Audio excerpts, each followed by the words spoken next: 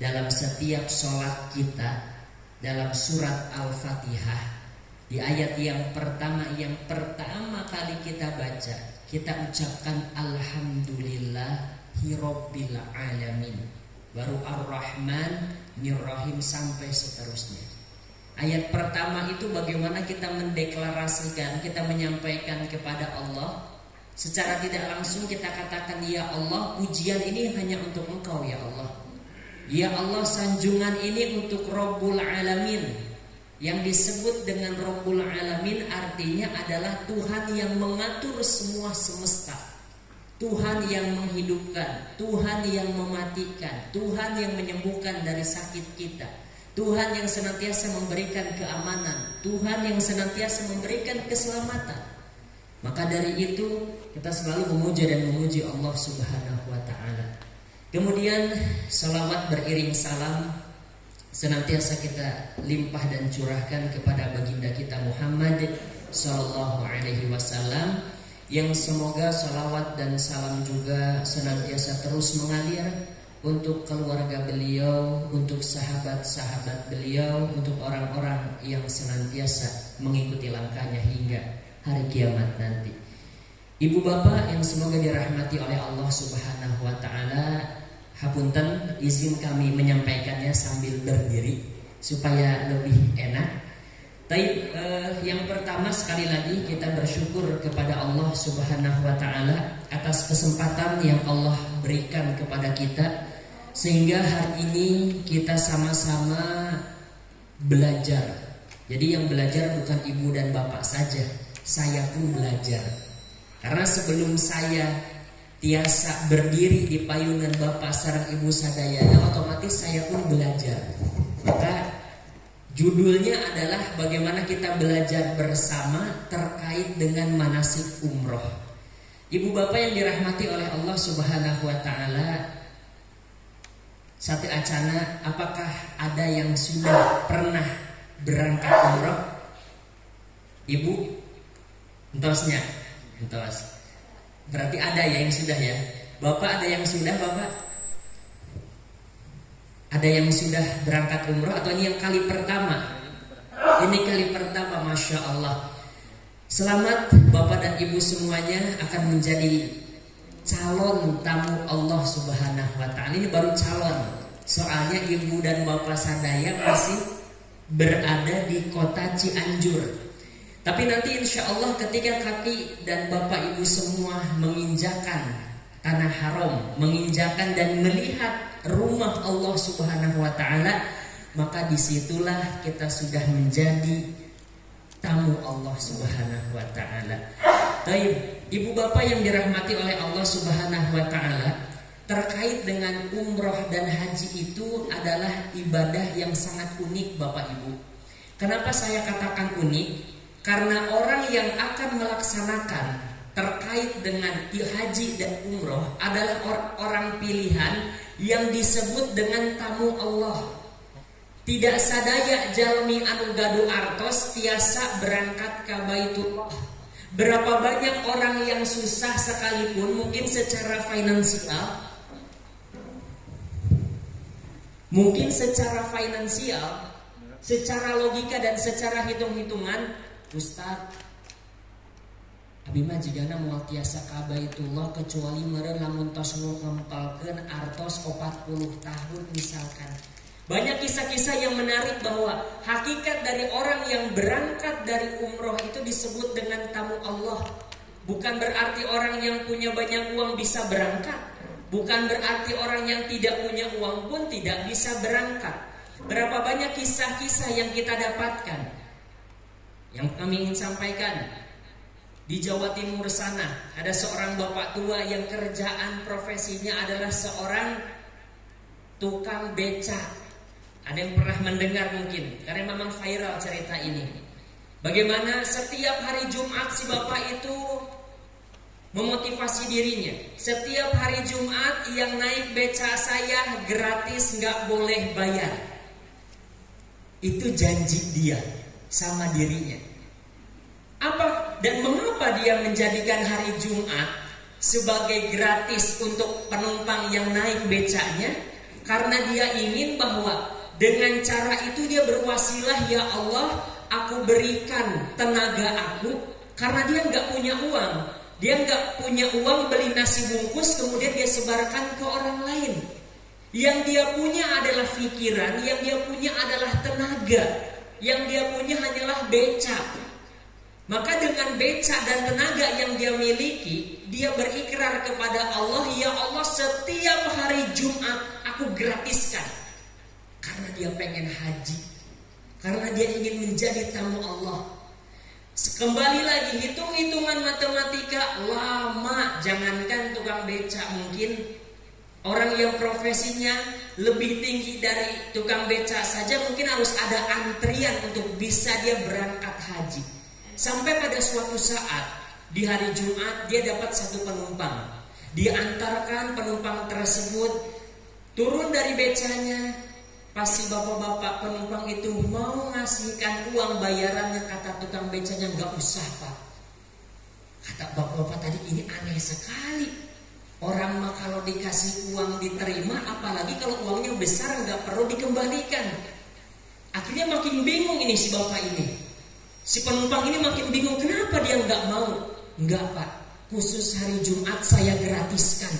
Semua penumpang yang naik hari Jumat saya gratiskan, katanya. Akhirnya dia pun penasaran. Begitu sampai di apartemennya, dia suruh bawahannya, coba tolong carikan informasi. Kenapa si tukang beca tadi teh, begitu saya bayar dia tolak mentah-mentah. Dia bilang katanya kalau setiap hari Jumat dia bakal gratiskan. Akhirnya dapat informasi dari bawahannya itu, disampaikanlah ke bosnya tadi. Ternyata dia sudah berazam, dia sudah janji bahwa setiap hari Jumat itu dia jadikan sebagai sedekahnya dia untuk bisa berangkat ke tanah suci. Lihat bagaimana Allah Subhanahu wa ta'ala mengirim orang baik. Akhirnya dia bisa berangkat haji dengan wasilah orang tadi yang naik becaknya dia. Apakah pernah terfikir? Apakah pernah terfikir Bapak beca tadi bisa menjadi tamu Allah? Tidak. Tapi tadi hakikat bahwa kita yang berangkat ke rumah Allah Subhanahu wa ta'ala, maka hakikatnya kita semua adalah menjadi tamu Allah Subhanahu wa ta'ala. Itu yang harus kita tanamkan dalam setiap diri kita, bahwa kita ini tamu Allah. Dan perjalanan kita ke Baitullah, ke rumahnya Allah, bukan hanya sekedar wisata religi. Kalau misalkan kita mau jalan-jalan ke Bandung, kita mau jalan-jalan ke Bali, kita mau jalan-jalan ke Lombok, tanpa ada manasik seperti ini pun gak apa-apa, karena aturan mainnya bebas. Tapi kalau untuk wisata religi ke rumah Allah Subhanahu wa ta'ala, banyak rules of game-nya, banyak aturan-aturan yang mesti kita sama-sama untuk laksanakan. Ada sesuatu yang mesti kita jalankan, ada sesuatu yang mesti kita hindari. Inilah yang disebut dengan perjalanan tamu Allah Subhanahu wa ta'ala. Taib, ibu bapak yang semoga dirahmati oleh Allah Subhanahu wa ta'ala, kita harus mengerti apa sih makna umroh. Dikatakan bahwa umroh yaitu mengunjungi Ka'bah atau Baitullah untuk melaksanakan serangkaian kegiatan ibadah. Diawali dengan nanti ihram, tawaf, sa'i dan tahallul dengan syarat dan ketentuan yang telah ditetapkan dalam Al-Quran maupun Sunnah Rasul Sallallahu Alaihi Wasallam. Jadi secara sederhana yang disebut dengan umroh itu adalah kita berkunjung ke Baitullah. Tapi tadi ketika kita berkunjung ke Baitullah, bukan semata-mata kita datang kemudian kita bebas melakukan apa yang kita inginkan. Kalau kita jalan-jalan ke kota Bandung, mangga silahkan. Mau melakukan ini, mau melakukan itu, mangga. Tidak ada aturan yang saklek. Maka ketika kita siap menjadi tamunya Allah Subhanahu wa ta'ala, maka kita pun harus siap mengikuti aturan-aturan yang punya rumah tersebut. Siapa yang punya rumahnya? Siapa yang punya Ka'bahnya? Allah Subhanahu wa ta'ala. Maka ketika kita bermain, berkunjung ke rumah teman kita, ke rumah kerabat kita, ataupun kunjungan kemanapun, itu pasti ada aturan mainnya. Maka sama, ketika kita mengadakan atau melakukan ibadah umroh, maka kita harus mengikuti aturan yang telah ditetapkan oleh Allah Subhanahu wa taala dan aturan yang telah ditetapkan oleh Rasul sallallahu alaihi wasallam.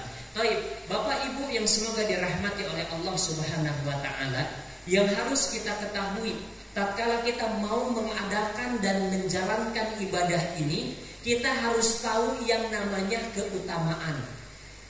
Apa fungsi dari seorang mengetahui keutamaan? Dengan seseorang mengetahui keutamaan ini, maka dia akan lebih semangat untuk melakukannya.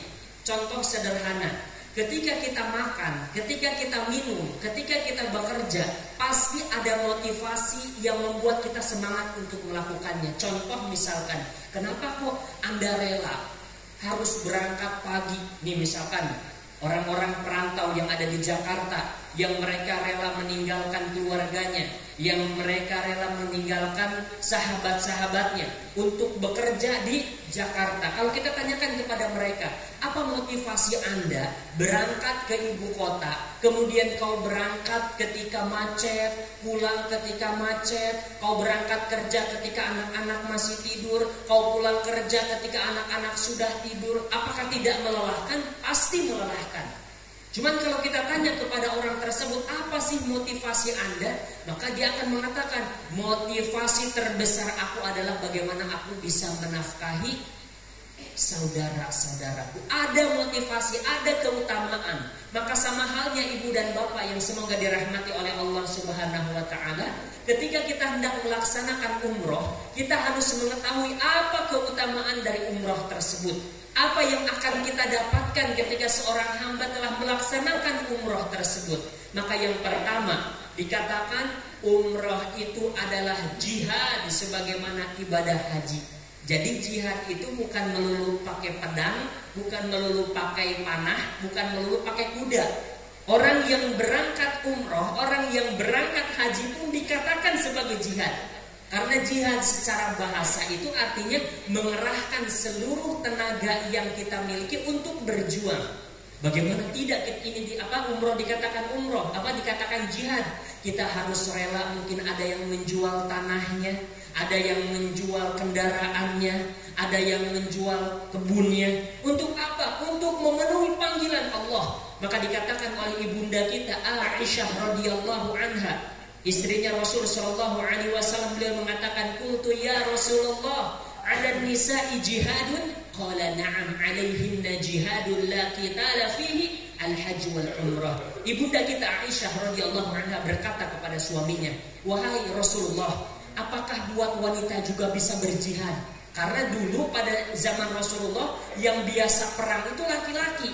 Makanya Aisyah bertanya kepada Rasulullah, "Ya Rasulullah, kita bisa enggak jihad seperti yang dilakukan oleh laki-laki tersebut?" Maka kata Rasulullah, qala na'am, bisa Anda jihad. Alaihinna jihadun, yaitu apa? Untuk para wanita itu bisa berjihad. Kemudian la qitala fihi, tapi di dalamnya tidak ada peperangan. Apa itu? Kau laksanakan haji, kau laksanakan umroh, itu termasuk jihad. Maka ibu pun, bapak pun bisa dikatakan sebagai jundullah, tentaranya Allah yang melaksanakan jihad fisabilillah. Yang melaksanakan jihad fisabilillah. Ini keutamaan yang pertama. Keutamaan yang kedua, keutamaan dari umroh. Kita sadar Bapak Ibu sadayana bahwa manusia itu tidak ada yang steril dari dosa.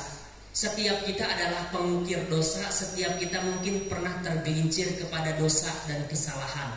Bahkan nenek moyang kita saja, Nabi Adam alaihi salam pun sama, pernah melakukan kesalahan dan dosa. Maka di antara cara menghapus kesalahan yang pernah kita lakukan, cara menghapus dosa yang pernah kita lakukan, yaitu dengan cara kita melaksanakan umroh. Dan banyak sekali Islam itu menawarkan cara-cara untuk menghapuskan dosa yang kita lakukan. Di antaranya yang sedang kita laksanakan Bapak Ibu, yaitu berpuasa. Kata Rasulullah sallallahu alaihi wasallam, "Man shoma Ramadhana imanan wa ihtisaban, ghufira lahu ma taqaddama min dzanbi." Sahur Nabi sallallahu alaihi wasallam, barang siapa yang dia berpuasa di bulan Ramadan dengan syarat imanan, dengan syarat wahtisaban, Allah katakan, Nabi katakan, ghufira lahu ma taqaddam, maka akan dihapuskan dosa-dosa yang pernah dia lakukan. Itu dengan kita puasa. Maka di antara cara lain bagaimana Allah menghapuskan dosa kita, yaitu dengan cara kita melaksanakan umrah. Sebagaimana Rasulullah sallallahu alaihi wasallam nyarios ibu, al-umratu ilal umrati kafaratun lima bainahuma wal hajjul mabrur laisa lahu jazaa'un illal jannah. Sahur Nabi sallallahu alaihi wasallam, antara umroh dengan umroh yang kita lakukan itu akan menghapuskan dosa yang pernah kita lakukan. Kemudian Rasul mengatakan, wal hajjul mabrur laisa lahu jazaa'un illal jannah, dan haji yang mabrur, mabrur teh artinya diterima. Benten antara haji yang sah dengan yang mabrur. Haji yang mabrur pasti diterima, haji yang sah boleh jadi tidak diterima. Lah, benten aku mah apa Ustaz? Kalau yang sah itu hanya menggugurkan kewajiban saja, tapi yang diterima sudah gugur kewajiban kita, kita pun kenging reward dari Allah. Itu bentennya. Jadi kalau hanya sekedar sah, setiap orang bisa sah. Cuman pertanyaannya, harta yang kita keluarkan akan dikembalikan berupa reward dari Allah atau tidak? Maka disebut dengan haji mabrur. Mabrur itu artinya diterima oleh Allah Subhanahu wa ta'ala. Yang kedua ada keutamaannya itu. Kemudian sama. Yang ketiga, umroh bisa menghilangkan kefakiran dan menghapus dosa. Berapa banyak orang yang melakukan umroh, yang memenuhi panggilan Allah Subhanahu wa ta'ala, itu rezekinya dibentangkan oleh Allah Subhanahu wa ta'ala. Rezekinya dipermudah oleh Allah Subhanahu wa ta'ala. Selain dari kita dihapus dosa-dosa kita, rezeki kita dimudahkan oleh Allah Subhanahu wa ta'ala. Mungkin sekali lagi, kalau kita hitung-hitungan, pakai hitung-hitungannya matematika manusia, terkadang kita selalu mendapatkan kata rugi, rugi, dan rugi. Itu hitung-hitungan matematika kita manusia. Tapi hitungan matematika Allah Subhanahu wa ta'ala jauh benten ibu. Ketika kita punya uang 10.000, kita keluarkan 5.000, hitung-hitungan matematika, aduh sisa 5.000 dari Pak Ustaz. Tapi tidak untuk hitung-hitungan Allah Subhanahu wa ta'ala, tapi tidak untuk matematika Allah Subhanahu wa ta'ala. Punya artos 10.000, disimpan 5.000, 5.000 dilebatkan karena koropak, maka 5.000 yang dilebatkan karena koropak dikali 700 kali lipat. Itulah yang kita miliki. Tapi Ustaz, teka tingali, memang tidak katingali. Terkadang balasan Allah itu bukan melulu tentang harta saja. Bukankah kesehatan pun itu rezeki? Bukankah ketenangan itu rezeki? Bukankah sakinah mawadah warahmah dalam keluarga, tidak KDRT, tidak saling pukul, tidak saling mencaci antara suami dan istri pun itu rezeki? Jadi yang selama ini mindset ketika kita berbicara tentang rezeki itu adalah harta, tahta, wanita saja. Padahal ketenangan jiwa yang kita miliki pun itu termasuk dari rezeki. Maka kata Rasulullah SAW, ketika kita benar niat umrohnya karena Allah, Allah akan bentangkan dunia ini. Allah akan mudahkan setiap rezeki-rezeki kita. Maka bahasa Allah dalam Al-Quran apa? Wa may yattaqillaha yaj'al lahu makhraja wa yarzuquhu min haitsu la yahtasib. Itu bahasa Allah. Allah katakan saha jalmi anu bertakwa kepada Allah, siapa jalmi yang beribadah kepada Allah, siapa jalmi yang melaksanakan umroh karena ketakwaan kepada Allah, yaj'al lahu makhraja. Pertama, hadiah dari Allah, Allah akan memberikan setiap solusi dalam setiap problematika yang kita jalani dalam setiap episode kehidupan kita. Yang kedua, Allah katakan wa yarzuquhu min haitsu la yahtasib, yaitu seorang hamba akan diberikan rezeki oleh Allah Subhanahu wa taala dari arah yang tidak disangka-sangka. Itulah yang disebut dengan umroh, menghilangkan kefakiran dan menghapus dosa-dosa kita. Kemudian Bapak Ibu yang semoga dimuliakan oleh Allah Subhanahu wa taala, di antara keutamaan yang lain, orang yang melaksanakan haji dan umroh, mereka adalah tamu-tamu Allah dan para utusan yang datang kepada Allah. Maka Allah Subhanahu wa ta'ala tidak mengundang mereka kecuali akan memberikan kepada mereka, dan tidaklah meminta mereka untuk datang kecuali memuliakan mereka. Inilah yang disebut dengan tamu Allah yang tadi kami sampaikan di awal. Berapa banyak jami yang punya uang, punya kesempatan, punya kesehatan, punya waktu, tapi dengan harta yang dimilikinya tidak dijadikan bahwa orang tersebut tamu Allah. Tapi berapa banyak tukang beca, tukang cukur, pembantu rumah tangga yang mungkin dia tidak terbesit, ataupun sekali terbesit bahwa harus dengan waktu yang sangat lama, harus nabung dulu, harus nyicil dan lain sebagainya. Tapi kalau dia sudah dinobatkan sebagai tamunya Allah, kata Allah, kau berangkat, berangkat. Kalau kata Allah, kau penuhi panggilan Allah, berangkat kamu. Itulah yang disebut dengan tamu Allah Subhanahu wa ta'ala. Ibu bapak yang semoga dimuliakan oleh Allah Subhanahu wa ta'ala, maka keutamaan yang lain daripada ibadah umroh ini, umroh itu dikatakan sebagai haji kecil. Jadi kalau misalkan kita yang qadarullah wa masyafa'al, belum Allah takdirkan untuk bisa melaksanakan ibadah haji, maka insya Allah umroh yang kita laksanakan pun dianggap sebagai haji, tapi haji kecil. Seperti itu. Karena memang sama apa yang dilakukan oleh orang yang berhaji dengan yang berumroh, tapi memang ada beberapa teknis di lapangan yang sedikit berbeda, tapi pada intinya mereka semua adalah tamu Allah Subhanahu wa ta'ala. Maka umroh dikatakan sebagai haji kecil, sebagaimana Al-Hafidz Ibnu Hajar rahimahullah mengatakan, waqtulifa fil muradi bil hajil asghar fal jumhuru ala annahu al-umrah. Al-Imam Ibnu Hajar rahimahullah mengatakan, para ulama berbeda pendapat tentang apa yang dimaksud dengan al-hajj al-asghar. Jadi mereka para ulama itu yang disebut dengan haji asghar itu apa? Kemudian jawaban dari Al-Imam Ibnu Hajar, beliau mengatakan fal jumhuru ala annahu al-umrah. Maka mayoritas ulama mengatakan bahwa yang dimaksud dengan haji alit yaitu adalah umrah. Seperti itu. Jadi insya Allah kita dapat keutamaan yang disebut dengan haji. Baik, ibu bapak yang semoga dirahmati oleh Allah Subhanahu wa ta'ala, setelah kita berbicara tentang keutamaan daripada ibadah umroh, yang semoga keutamaan-keutamaan tadi itu benar-benar jadi motivasi untuk kita, betul-betul menjadi sebuah trigger untuk kita bahwa perjalanan umroh yang kita laksanakan ini bukan hanya sekedar berwisata religi saja, tapi ada jauh daripada hal itu semua. Bagaimana kita berharap, ya Allah, dengan hamba menjadi tamu Engkau, ya Allah, hamba pengen, ya Allah, dosa-dosa yang hamba lakukan Kau hapus, ya Allah. Atau misalkan, ya Allah, ketika Engkau katakan bahwa di antara keutamaan haji adalah menghilangkan kefakiran.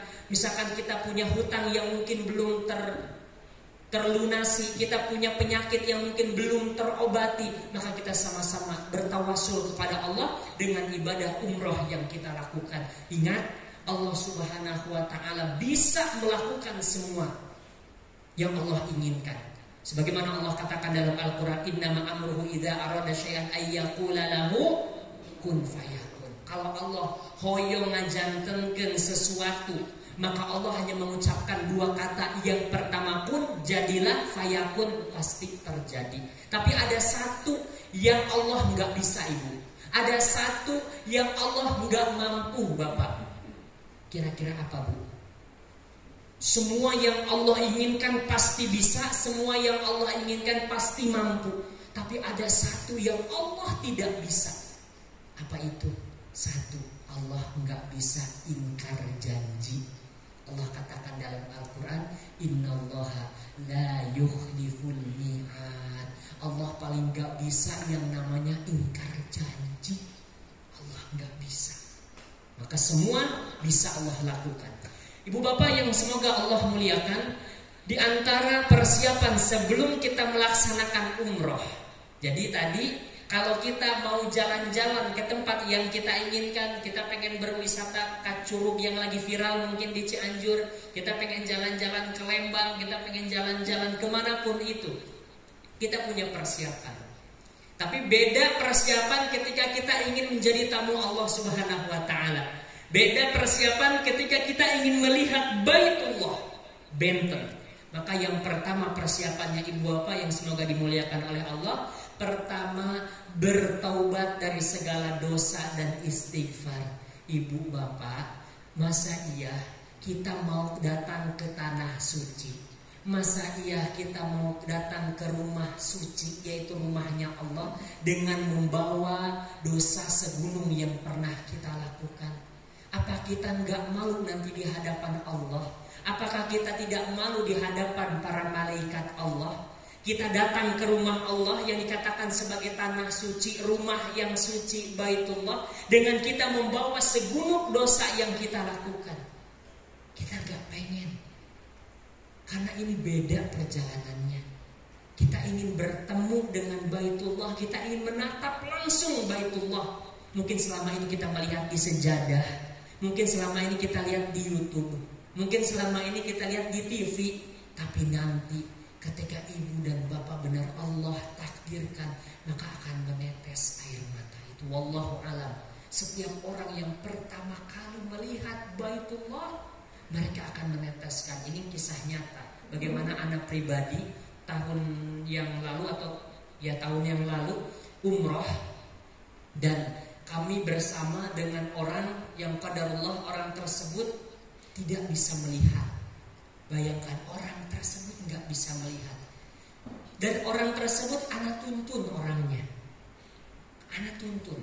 Pesan orang tersebut, Ustaz, mungkin lamun tos Ustaz ningali Ka'bah, kasih tahu ya Ustaz, katanya. Uhun Pak, mungkin dikasih tahu. Dia nggak bisa melihat, nggak bisa. Cuma pesan dia, kalau Ustaz ningali Ka'bah, kasih tahu. Jalan Pak, kita akan masuk ke masjid, baca doa yang disunahkan oleh Nabi. Pak, kaki kanan dulu, sampai terus berjalan sampai benar Anda melihat Ka'bah tersebut. Anda sampaikan ke beliau, Pak, Anda sudah melihat Ka'bah, kita di depan Ka'bah. Dia nangis sejadi-jadinya. Mungkin kalau kita berpikir, Ustaz, terang di mana eta jalmi anu teu ningali? Tapi lihat bagaimana hati itu akan luluh, akan jatuh air mata. Karena yang bisa melihat Ka'bah itu bukan hanya mata kita, tapi mata hati kita pun bisa merasakan bagaimana atmosfer dari Baitullah. Dia nangis sejadi-jadinya, padahal dia gak bisa melihat. Itulah keajaiban Baitullah. Maka yang pertama ibu bapak yang semoga Allah muliakan, perbanyak taubat kepada Allah Subhanahu wa Ta'ala. Allah katakan dalam Al-Quran, ya ayyuhalladzina amanu tubu ilallah taubatan nasuha. Wahai jalmi-jalmi yang beriman, bertaubatlah kepada Allah dengan pertaubatan yang sebenar-benarnya. Kemudian yang kedua ibu, berumrohlah dengan dana yang halal. Ini yang harus kita perhatikan sama-sama. Karena kita mau datang ke Allah, di antara nama-nama Allah itu ada nama Allah At-Thayyib. At-Thayyib teh artinya Allah yang maha baik. Yang maha baik itu At-Thayyib. Maka dikatakan oleh Rasulullah SAW, Innallaha thayyibun la yaqbalu illa thayyiban. Saur Nabi SAW, Allah teh maha baik dan Allah tidak akan menerima kecuali yang baik-baik saja. Misalkan ayah jalmi, Ustaz, abi tos korupsi 100 juta. Gimana kalau Ustaz 50 jutanya Ustaz saya pakai umroh, 50 jutanya saya makan. Maksudnya gimana Pak? Ya biar impas aja gitu Pak Ustaz. 50 ribu nanti biar jantan halal. Ini agama terbiasa di akal-akalin. Bukan berarti kita nyogok Allah, ya Allah abi korupsi 100 juta, 50 juta na kangge engkau ya Allah, 50 juta na kangge abi. Tidak seperti itu. Maka Nabi katakan innallaha thayyibun la yaqbalu illa thayyiban. Sesungguhnya Allah itu maha baik, tidak menerima kecuali yang baik-baik. Ini yang harus sama-sama kita cross check kembali. Apakah dana yang kita jadikan untuk berangkat ke Baitullah, untuk melaksanakan ibadah di depan Ka'bah ini benar-benar dari dana yang halal? Sama-sama kita perhatikan. Karena jangan sampai kita capek tenaga, capek pikiran, capek waktu, capek energi, semua kita korbankan, tapi tadi semua akan menjadi haba'am manthuro. Apa ya haba'am manthuro? Hanya jadi debu-debu yang berterbangan saja. Kemudian yang selanjutnya, yang ketiga di antara persiapan umrah, mengembalikan hak orang lain. Kalau kita masih pinjam misalkan motor teman kita, pinjam mobil teman kita, pinjam tas punya teman kita, maka balikin semua itu. Kenapa? Kita takut boleh jadi ini adalah umroh pertama kita dan jadi umroh yang terakhir buat kita. Siapa yang tahu tentang usia? Siapa tahu tentang umur? Soal hidup itu bukan tentang siapa yang tua, siapa yang muda. Soal mati itu bukan siapa yang umurnya lebih jauh atau umurnya lebih pendek, atau orang yang sehat atau orang yang sakit, tidak. Tapi yang namanya kematian, yang namanya ajal itu tak pernah memandang semua itu. Boleh jadi yang muda dulu baru yang tua, boleh jadi yang sehat dulu baru yang sakit, kita nggak tahu. Maka kembalikan hak orang lain. Kemudian yang selanjutnya yaitu melunasi hutang ibu bapak yang semoga dirahmati oleh Allah. Terkait dengan hutang ini perkara yang sangat mengerikan. Sebagaimana Rasul Shallallahu Alaihi Wasallam pernah nyarios, kullu nafsin mu'allaqatun bidainihi hatta yuqda alaih. Sahur Nabi Shallallahu Alaihi Wasallam, setiap jiwa anu gaduh hutang keneh, jiwanya itu akan tergantung sampai hutangnya dilunasi. Bahkan Rasul Shallallahu Alaihi Wasallam tehoyong nyolatan jalmi anu gaduh hutang. Kata Rasulullah pas mau siap disolatkan, ada yang ngabarin para sahabat, ya Rasulullah dia masih punya hutang, ditinggalkan langsung jenazahnya oleh Rasulullah SAW. Berat soalnya. Karena perkara hutang ini bukan perkara antara hamba dengan Allah, bukan, tapi perkara antara hamba dengan hamba. Maka harus dilunasi. Kemudian yang kelima, ketika hendak berangkat umroh itu, coba untuk kita berwasiat kepada keluarga yang kita tinggalkan. Ini pun harus kita perhatikan. Tadi kita sampaikan, nggak tahu usia dan umur kita. Boleh jadi kita berangkat dari tanah air kita, Republik Indonesia. Siapa yang menjamin kita bisa pulang lagi ke negeri kita? Siapa yang menjamin kita bisa menginjakkan lagi ke tanah Republik Indonesia? Tidak ada yang tahu. Maka berusahalah untuk membuat wasiat. Kita sampaikan ke anak kita sebelum berangkat, nah tolong ketika ibu umroh, bapak umroh, tolong jaga sholat, tolong jaga ibadah, tolong tetap beramal soleh, tolong tetap semangat dan rajin misalkan. Kita berusaha untuk berwasiat. Kemudian yang keenam, mencari teman yang baik dalam perjalanan. Ini juga penting ibu bapak yang semoga dirahmati oleh Allah. Karena boleh jadi kalau misalkan kita dapat teman atau partner yang tidak yang tidak baik, boleh jadi umroh kita ini akan menjadi sia-sia. Maka kita berharap bahwa perjalanan kita ini adalah perjalanan yang mabrur, yang berkah, yang diterima oleh Allah Subhanahu wa taala. Kemudian yang ketujuh, ibu bapak, di antara persiapannya yaitu bagaimana berkata baik dan menampilkan akhlak yang mulia. Ingat, kita ini datang ke rumah Allah Subhanahu wa taala karena di sana ada aturan-aturan yang harus kita penuhi bersama. Maka oleh karena itu, ucapan, perkataan, perbuatan harus sama-sama dijaga. Kalau kata bahasa Sundanya mah sakecap sajadi. Hati-hati, kita bukan di tanah Cianjur, kita bukan di tanah Indonesia, tapi kita di tanah suci, yaitu di rumah Allah Subhanahu wa taala. Ibu bapak yang semoga dirahmati oleh Allah Subhanahu wa taala, inilah yang disebut dengan umroh mabrur. Umroh mabrur itu memiliki 5 sifat. Janten lamun misalkan 5 sifat iya berada atau kita laksanakan bersama, maka umroh kita akan diterima oleh Allah Subhanahu wa taala. Ingat, Kalau 5 sifat ini benar kita laksanakan, insya Allah kita akan menjadi hamba yang akan mendapatkan umroh yang mabrur. Yang pertama, sifat dari umroh yang mabrur itu dilakukan dengan ikhlas. Ibu bapak yang semoga dimuliakan oleh Allah Subhanahu wa ta'ala, segala amal ibadah yang kita lakukan kuncinya harus satu, ikhlas. Bukan ada tendensi orang lain. Maka sami, ketika kita berpuasa, bukan hanya umroh saja, baik sholat kita, puasa kita, zakat kita, sedekah kita, kunci yang pertama kali diterima oleh Allah adalah ikhlas. Ustaz, dari ikhlas teh apa? Ikhlas itu artinya pure, memurnikan seluruh ibadah kita hanya untuk Allah saja. Bukankah dalam Al-Quran dikatakan Qul inna sholati wa nusuki wa mahyaya wa mamati lillahi rabbil alamin. Itu yang selalu kita katakan. Katakanlah wahai Muhammad, bahwa sholat aku, bahwa sesembelihan aku, bahwa hidup dan mati aku, bahwa seluruh ibadahku lillahi rabbil alamin, sadayana hanya untuk Allah Subhanahu wa ta'ala. Jadi ketika kita berangkat umroh ini, yang pertama yang harus kita lakukan adalah, ya Allah, aku ini benar ya Allah, ikhlas karena ingin memenuhi panggilanmu. Bukan karena gak enak sama tetangga, bukan karena diomongin, ih tapi orang kaya kok gak berangkat umroh. Bukan karena itu, bukan karena tendensi itu. Tapi bagaimana ketika seorang hamba melaksanakan ibadah umroh ini pure karena Allah Subhanahu wa ta'ala.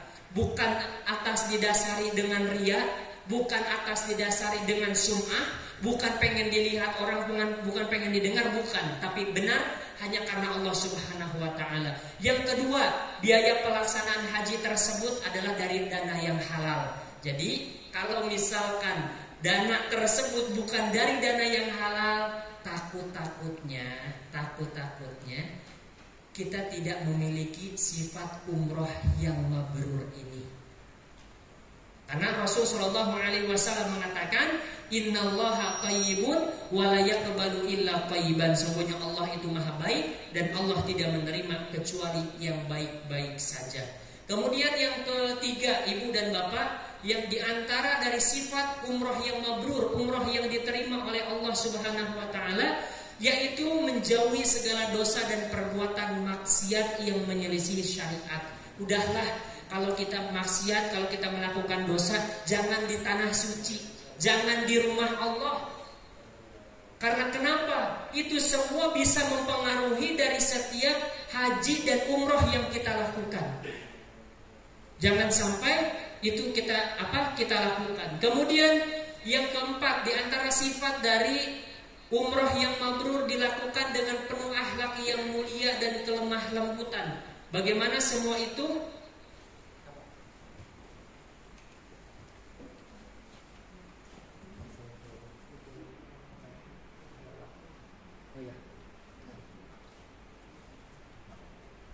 Baik. Dilakukan dengan penuh akhlak yang mulia dan kelemah lembutan. Itu poin yang keempat. Kemudian poin yang kelima, dilakukan dengan penuh pengagungan terhadap sya'airullah. Maksudnya adalah dengan pengagungan setiap syariat-syariat Allah dalam beribadah kepada Allah Subhanahu wa ta'ala. Ibu dan bapak yang semoga Allah muliakan, hakikat daripada umroh adalah bentuk pembuktian cinta. Bagaimana ketika Allah Subhanahu wa ta'ala menjadikan syariat umroh ini, bahwa syariat umroh ini menjadi pembuktian cinta kita kepada Allah Subhanahu wa ta'ala.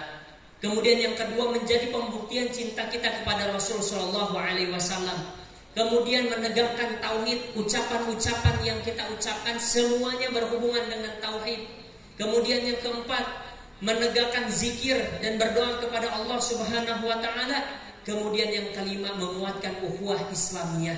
Ini adalah di antara hakikat umroh. Jadi kalau kita memang cinta kepada Allah, kalau memang kita cinta kepada Rasul Shallallahu Alaihi Wasallam, di antara bentuk kecintaan kita kepada Allah dan Rasulnya adalah bagaimana kita melaksanakan umroh. Karena hakikat umroh, karena umroh ini pun dilakukan oleh Rasul Shallallahu Alaihi Wasallam. Ibu bapak yang semoga dirahmati oleh Allah Subhanahu Wa Taala, Di antara syarat diterimanya ibadah umroh ini, yang pertama adalah ikhlas karena Allah Subhanahu wa taala.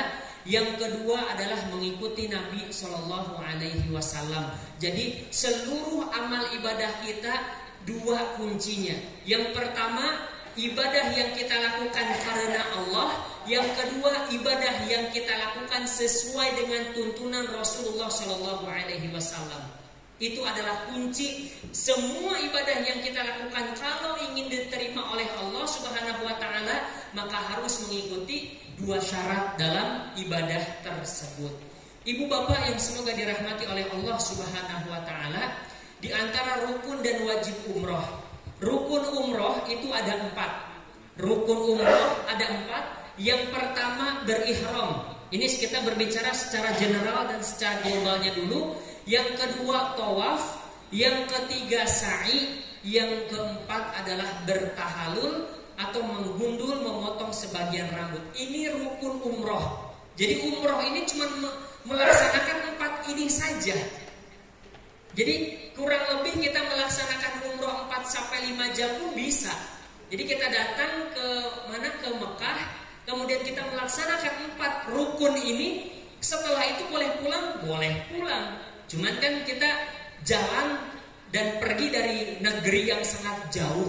Masa ya kesempatan emas yang kita miliki, sholat di Masjidil Haram, sholat di Masjid Nabawi tidak kita maksimalkan, maka kita memaksimalkan semua itu. Yang kedua tawaf. Tawaf itu artinya mengelilingi Baitullah sebanyak 7 kali. Kemudian yang ketiga adalah sa'i, pulang pergi bolak-balik dari Bukit Sofa ke Marwah. Kemudian yang terakhir adalah tahallul, memotong rambut, mencukur rambut atau menggundul rambut. Kemudian wajib umroh hanya 1. Apa itu wajib umroh? Melakukan ihram ketika hendak memasuki miqat. Apa itu miqat? Nanti akan ada pembahasannya.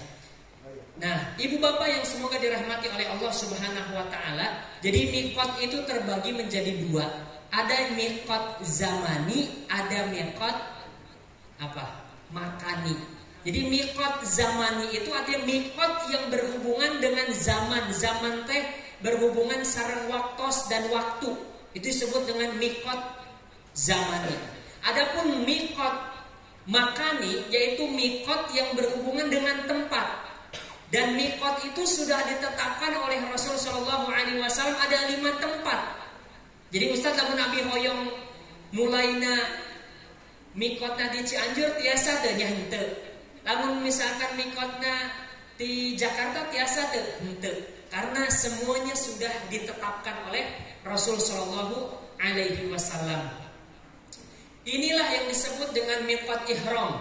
Jadi ada 5 tempat. Ada Zulhulaifah, ada Zatul Ir, ada Qarnul Manazil, ada Yalamlam, ada Al-Zuhfah. Maka semua ini, miqat ini tempat setarnya kita untuk melaksanakan umroh. Ketika kita sudah ada di miqat ini, dan insya Allah ibu bapak yang semoga dirahmati oleh Allah, itu akan memulai miqatnya itu di Zulhulaifah atau Bir Ali. Kalau yang sebelum ibu ini miqatnya di Yalamlam. Mereka miqatnya di atas pesawat, Bu. Mereka yang sebelum ibu ini yang sekarang udah berangkat dan hari ini insya Allah pulang tanggal 9 April itu mulainya di sini. Dan ibu bapak yang alhamdulillah mulainya di sini di Zulhulaifah. Jadi ini tempat. Jadi kalau kita memulai umroh bukan dari 5 tempat ini tidak dikatakan sebagai umroh. Jadi ini tempat start kita. Tempat kita mengucapkan bismillahi labbaik Allahumma umratan. Di sini tempatnya. Taib. Miqat yang pertama Bir Ali. Bir Ali itu adalah miqat untuk penduduk Madinah atau orang yang melewati tempat itu. Jantan kalau kita mah orang Cianjur, orang Bandung, orang Sunda, bukan orang Madinah, tapi kita ngelewatin dari Madinah, maka sareng miqat nanti Bir Ali atau Zulhulaifah. Nuka 2 ada Al-Zuhfah. Ini untuk orang-orang yang dari Syria, Palestina, Mesir, Maroko dan lain sebagainya. Kemudian yang ketiga ada Qarnul Manazil. Kemudian yang keempat ada Yalamlam, yaitu untuk orang-orang yang datang dari Yaman. ada Zatu Irkin untuk mereka yang datang dari Irak atau Iran. Jadi 5 mikot ini dijadikan sebagai tempat start kita untuk memulai ibadah umroh kita. Ini yang disebut dengan Bir Ali. Insya Allah ibu dan bapak semuanya akan start mulai ihramnya, mulai melafadzkan niatnya di Zulhulaifah atau Bir Ali. Ini teman-teman yang sudah lebih dulu jamaah umroh kurniatur yang sudah berada di Bir Ali. Insya Allah ibu dan bapak juga akan memulai dari tempat yang sama yang ibu bapak saksikan saat ini. Nah, Toib. Sekarang kita melihat tentang persiapan sebelum umroh ibu bapak. Apa persiapan yang harus kita lakukan sebelum melaksanakan umroh? Yang pertama, disunahkan untuk mandi sebelum ihram bagi laki-laki dan perempuan. Disunahkan untuk mandi. Sebagaimana bapak hendak melaksanakan sholat Jumat, maka sama bapak juga ketika atau ibu juga ketika melaksanakan umroh, maka disunahkan untuk mandi dulu. Kemudian dalam keadaan suci, tidak dalam keadaan haid. Ini yang pertama, disunahkan untuk mandi. Kemudian yang kedua, disunahkan untuk memakai minyak wangi ketika berihram. Semua ini kita lakukan sebelum kita mengucapkan niat kita. Jadi kalau ibarat puasa, ini semua kita lakukan ketika sahur. Makan, minum, dan lain sebagainya itu dilakukan ketika sahur. Maka sama, sunnah-sunnah ini kita lakukan. Sunnah mandi sebelum kita berihram, kemudian menggunakan wewangian, semua itu dilakukan sebelum mengucapkan atau melafadzkan niat kita. Yang ketiga, mengenakan 2 helai kain putih yang dijadikan sebagai sarung dan selendang. Itu nanti ada tutorialnya, yaitu untuk laki-laki. Yang atas disebut dengan rida, yang di bawah disebut dengan izar. Semuanya dilepas kecuali 2 helai ini. Itu untuk laki-laki. Kalau untuk perempuan, justru harus ditutup rapat-rapat auratnya. Berbeda dengan laki-laki. Kemudian yang selanjutnya, pakaian ihram. Perhatikan. Ini adalah pakaian ihram untuk laki-laki dan untuk perempuan. Untuk laki-laki menggunakan 2 helai, 1 kain untuk di atas, 1 kain untuk di bawah. Semua atribut yang dimiliki oleh laki-laki harus dilepas semua, kecuali 2 kain tadi. Semua atributnya harus dilepas, kecuali yang atas dan yang bawah. Yang atas tadi disebut dengan rida, yang bawah disebut dengan izar. Beda dengan perempuan. Kalau perempuan harus full tercover, tidak boleh terlihat aurat kecuali wajah dan telapak tangan. Kalau laki-laki kebalikannya. Semua atribut laki-laki harus dibuka kecuali yang atas sama yang bawah, seperti itu. Nah, ini untuk pakaian ihram laki-laki. Baik. Ini Anda sampaikan untuk bapak-bapak semua. Jadi 2 helai ini, bapak-bapak, ini kami titik beratkan kepada bapak-bapak dulu. Hanya menggunakan 2 saja. Ini 1, yang 1 lagi ini. Yang 1 untuk di bawah, yang 1 untuk di atas. Semua atributnya dilepas, tidak boleh menggunakan atribut apapun kecuali hanya 2 saja. 2 kain putih saja. Kalau misalkan untuk perempuan tadi harus lengkap. Ustadz, gimana cara pakainya? Sebenarnya tidak ada aturan secara syariat atau secara pakem bagaimana cara tutorial sesuai syariat. Tapi ini semua dikembalikan sesuai dengan kenyamanan yang dirasakan oleh bapak-bapak semua. Biasanya kami menggunakan yang bagian bawah ini karena kita orang Indonesia sering pakai sarung. Insya Allah ini lebih safety seperti ini. Kalau misalkan Ustadz khawatir, ya namanya juga kita berdesak-desakan, takut ketarik atau apa, mungkin nanti bapak juga biasa ngangge sabuk ini untuk lebih safety, untuk menjaga agar sesuatu yang tidak diinginkan terjadi, maka boleh ditambah dengan gespernya. Insya Allah ini kuat sekali, insya Allah ini paten sekali. Nah ini untuk bagian bawahnya Bapak. Untuk bagian bawahnya Ustad, abi ningali di YouTube mah tutorialnya aya deui sanes nu kos kitu, mangga silahkan. Ada yang dililit, ada yang seperti apa, silahkan. Karena memang aturan mainnya banyak. Aturan mainnya tidak baku, tidak ada pakem yang khusus. Yang penting auratnya tertutup, pusernya tertutup, mata kakinya terbuka. Ingat, pusernya tertutup, mata kakinya terbuka. Silahkan mau pakai tutorial YouTube versi apapun, mangga. Tapi ya kami menyarankan karena kita orang Indo dan sudah familiar dengan cara penggunaan sarung, itu insya Allah lebih enak. Ini yang pertama, bagian kain pertama adalah disebut dengan izar. Izar itu artinya sarung bawahnya. Kemudian yang kedua, ini bagian yang kedua, ini disebut dengan apa tadi? Rida. Nah, ibu bapak, nggak pakai ibu, bapak yang semoga Allah muliakan, ada sesuatu yang harus kita perhatikan. Untuk memakainya, sama ini pun tidak ada aturan yang baku. Yang penting aurat tertutup. Apa bagian aurat laki-laki? Yang penting ininya tertutup. Tapi biasanya kita yang kiri kita masukkan ke sini, yang kanan kita tutup gini. Dan ini dilakukan selama kita telah melafadzkan niat kita di mikot tadi.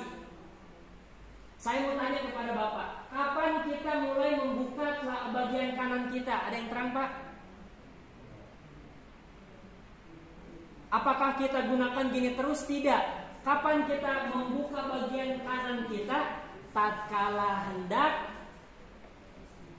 melaksanakan tawaf. Jadi jangan sampai hilap. Mungkin entos naon namina teh? Mati lampu. Jangan sampai nanti Bapak ketika misalkan ini mau tawaf tetap tertutup seperti ini, tapi di bawah ketiak sebelah kanan. Dan umroh Ka'bahnya sebelah kiri kita atau sebelah kanan kita? Kalau sebelah kanan katabrak, karena mayoritas kita muter ke kanan seperti itu. Nah ini sedikit tutorialnya Bapak. Jadi kalau misalkan Bapak menemukan tutorial yang lebih mudah, yang lebih enak, yang lebih gampang, silakan. Cuma ini kita hanya memberikan gambaran saja bahwa tata cara pemakaian kain ihram tidak ada pakem yang apa? Yang saklek. Tapi yang jelas tadi harus tertutup auratnya, harus terangkat mata kakinya. Itu terkait dengan kain ihram. Nah, nanti penjelasan lagi ketika kita selesai memutari misalkan sebanyak 7 kali Ka'bahnya, kemudian ketika kita hendak mau sholat di belakang makam Ibrahim, maka ieuna ditutup deui. Karena ada larangan dari Nabi Shallallahu Alaihi Wasallam kalau sholat ieuna teu kenging kabuka. Ada larangan khusus dari Nabi Shallallahu Alaihi Wasallam. Itu terkait dengan tata cara penggunaan kain ihram. Insya Allah lah, ini mah bukan sesuatu teknis yang merumitkan. Mungkin dibantos lah ku rencangan anu tos pernah atau tos pernah melaksanakan umroh tersebut. Jadi itu 2 kain untuk laki-laki. Yang pertama adalah izar, yang bagian sarungna. Yang kedua adalah bagian rida, yaitu bagian selendangna.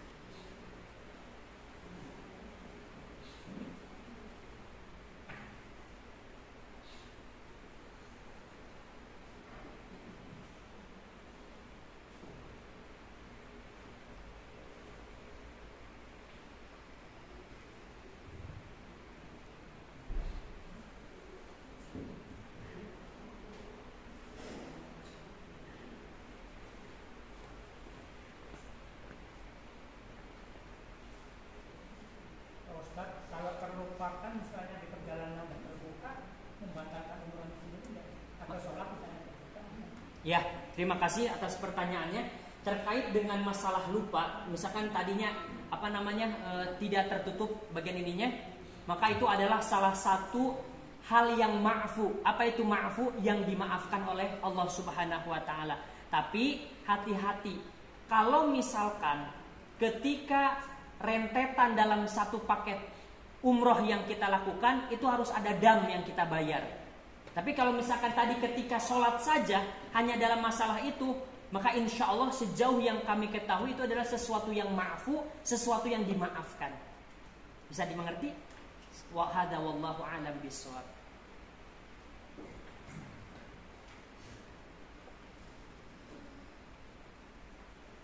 Baik, nah sekarang yang kedua, yaitu ihram untuk wanita.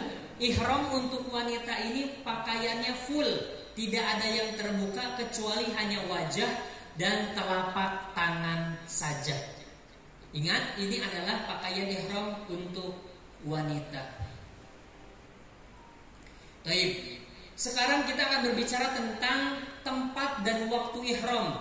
Yang pertama, disunahkan ihram setelah sholat atau ketika berada di kendaraan. Ini yang disunahkan oleh Rasul Shallallahu Alaihi Wasallam. Ustadz, kalau misalkan tidak terlaksanakan sebagaimana yang disunahkan oleh Rasulullah, apakah batal umroh kita? Tidak.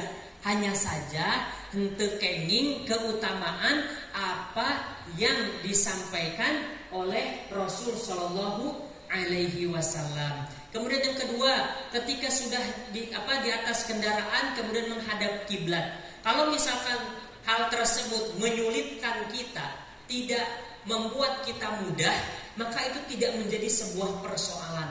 Karena Allah katakan dalam Al-Quran, la yukallifullahu nafsan illa wus'aha. Allah itu tidak membebani sesuatu kepada Anda semua kecuali sesuatu itu Anda mampu. Kalau misalkan mampu berada di atas kendaraan kemudian menghadap ke kiblat, mudah untuk dilakukan, mangga silahkan. Tapi misalkan Ustaz rada sesah, ya sudah, lakukan apa yang mampu oleh kalian. Nah, ibu bapak yang semoga Allah muliakan, sekarang kita bicara tentang larangan-larangan umroh. Bicara tentang larangan umroh. Jadi kalau tadi sebelum kita ihram, sebelum kita melafadzkan niat umroh kita, semuanya itu halal. Sebagaimana ketika kita puasa, kalau teacan imsak, teacan azan, boleh, minum boleh, apa yang diperbolehkan boleh kita lakukan.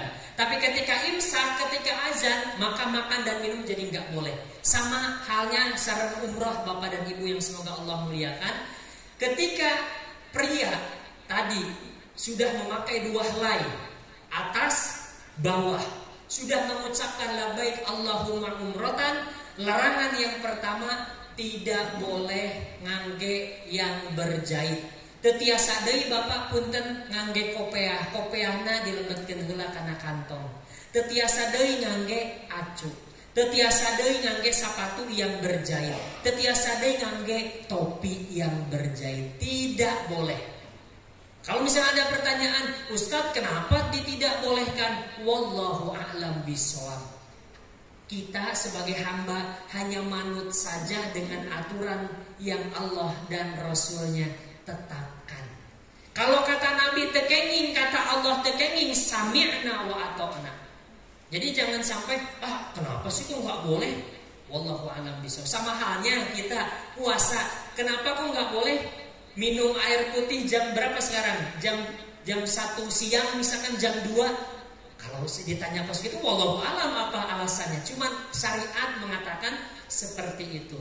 Yang kedua, tidak boleh menutup kepala. Tadi tekenging ngangge topi, tekenging pakai kopeah dan lain sebagainya. Yang ketiga, tidak boleh menutup mata kaki. Ngangge sepatu bot misalkan bilih panas jadi tutos tekenging. Karena tadi ketika kita berihram, auratnya pusarnya harus tertutup, mata kakinya kendah terbuka. Itu larangan untuk laki-laki. Larangan khusus wanita.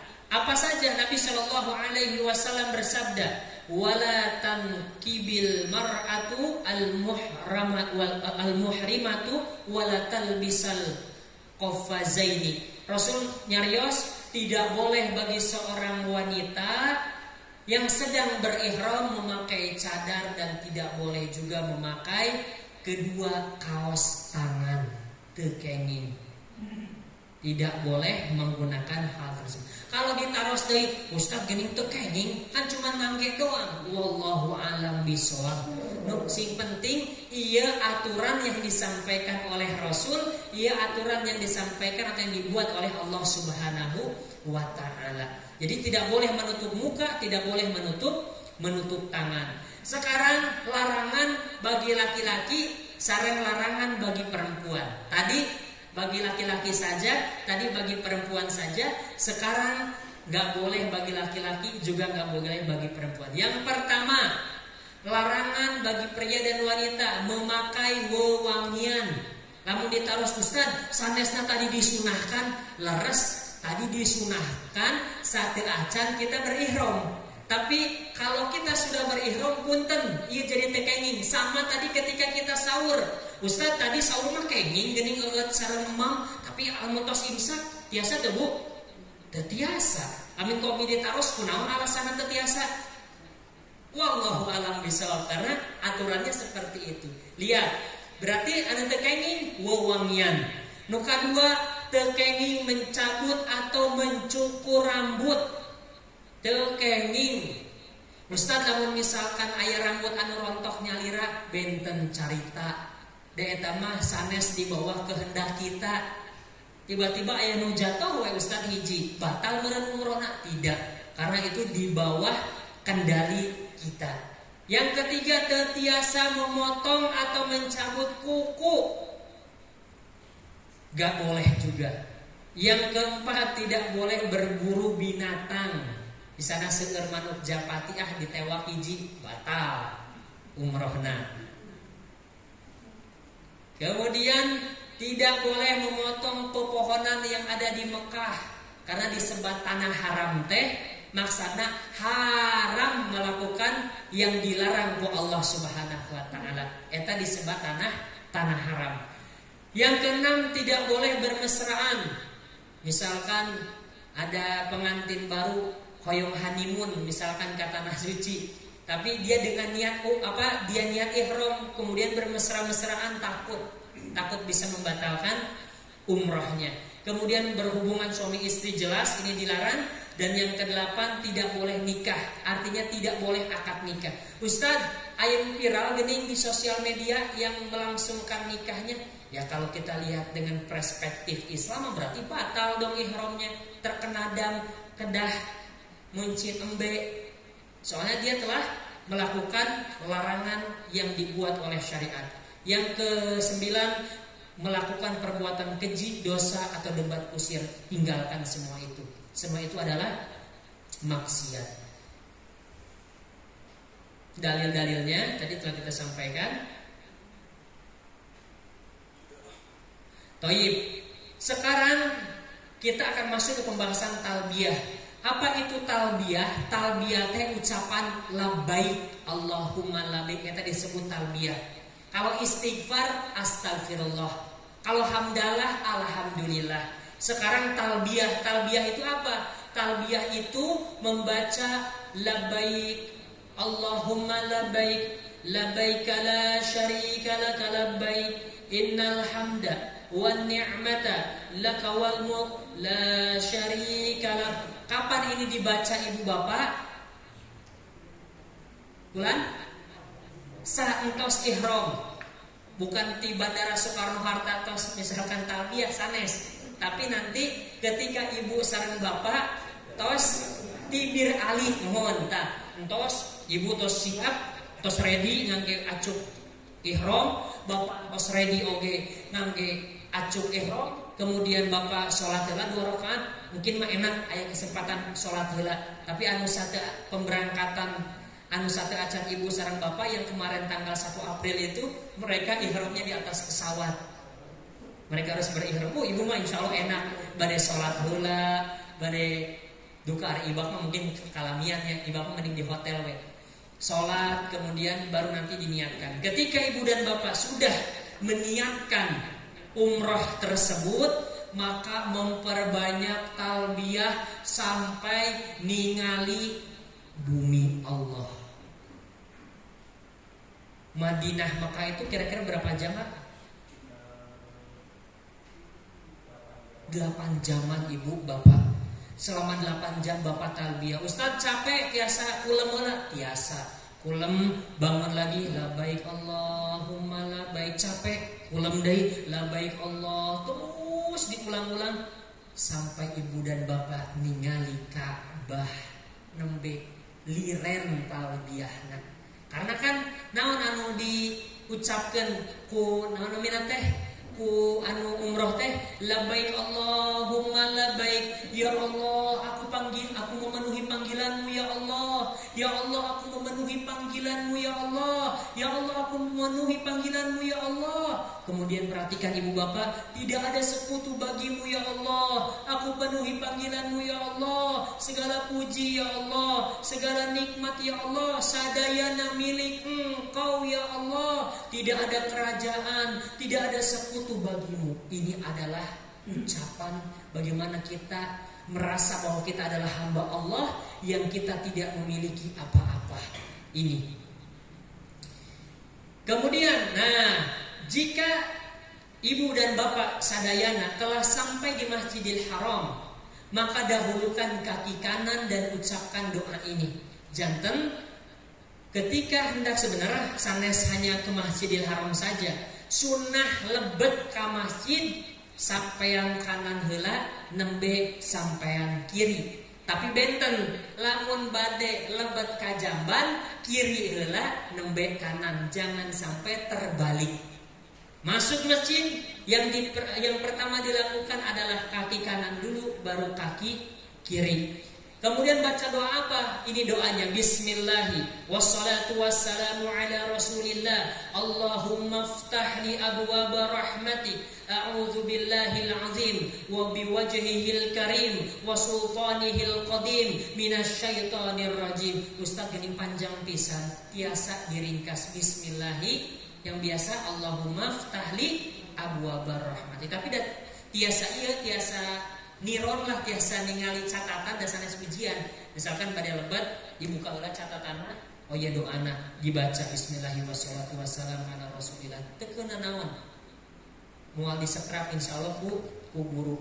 Nah ini apa namanya, ketika kita hendak masuk ke Masjidil Haram, kaki kanan dulu nembe dibaca ieu doana. Kemudian ketika melihat Ka'bah, mulai nih. Ketika kita lebat ke masjid, kemudian ketika kita pertama kali melihat Ka'bah, dia Ka'bahna lebat ke masjid, tos katingali Ka'bahna stop, labaik Allahumma labaikna liren, gentos ku kalimat ieu ayeuna, Allahumma antas salam wa minkas salam fahayyina rabbana bis salam. Ini adalah ucapan pertama kali ningali bumi Allah Subhanahu wa taala. Ini doanya. Ya Allah, Engkau adalah zat yang memberi keselamatan ya Allah. Artinya ya Allah, hamba berangkat dari Cianjur, hamba berangkat dari Soekarno-Hatta, hamba berangkat dari Indonesia, kalau bukan karena keselamatan dari Engkau ya Allah, moal tiasa ningali Ka'bah, moal tiasa sampai dugi ka rumah Allah ini. Maka ini ucapannya. Kita katakan ya Allah, Engkau adalah assalam ya Allah. Dengan keselamatan Engkau ya Allah, satu rombongan jamaah kurniatur bisa selamat sampai tujuan, sampai melihat Ka'bah Allah Subhanahu wa taala. Jatin ieu ingat talbiyahna putus, stop entosan talbiyahna digentos ku doa anu ieu. Kemudian sekarang kita akan mulai ke teknis bagaimana kita hendak bertawaf. Jadi poin yang pertama ibu dan bapak entosnya, rukun yang pertama tadi kita telah lewati. Apa rukun pertama ibu? Ihram. Insya Allah sudah jelas sadaya. Jadi ihram teh dimulai mungkin di Miqat, di Zulhulaifah atau Bir Ali. Kemudian setelah kita berada di mikot eta salat 2 rakaat lantas ngalapatkeun bismillah ya Allahumma umratan, ya Allah dengan namamu ya Allah aku penuhi panggilan umrahmu. Setelah itu baru tidak boleh melakukan hal-hal yang diharamkan. Tadi rutena di perjalanan kita talbiyah la Allahumma labbaik Allahumma labbaik la syarika lak labbaik terus sampai ningali ka Ka'bah. Tos ningali Ka'bah rukun anu kadua yaitu melakukan tawaf. Maka Allah berfirman wal yatawafu bil baitil atiq, dan mereka melakukan tawaf di sekeliling rumah tua atau Baitullah. Ieu Ka'bah teh disebut rumah tua. Apa itu rumah tua teh? Rumah yang dari zaman Nabi Ibrahim alaihi salam dibangun sampai detik ini. Kemudian mereka melakukan tawaf. Tawaf artinya adalah ibadah memutari Ka'bah. Jadi tawaf itu artinya ibadah memutari Ka'bah. Ustaz, kalau misalkan kita memutari sesuatu selain Ka'bah disebut tawaf teu? Ya henteu. Karena yang disebut tawaf adalah ibadah yang memutari Ka'bah. Ibu bapak yang semoga Allah muliakan, ini adalah detail dari Ka'bah. Di sini ada Hajar Aswad. Bapak, start kita ngurilingan Ka'bah dari mana?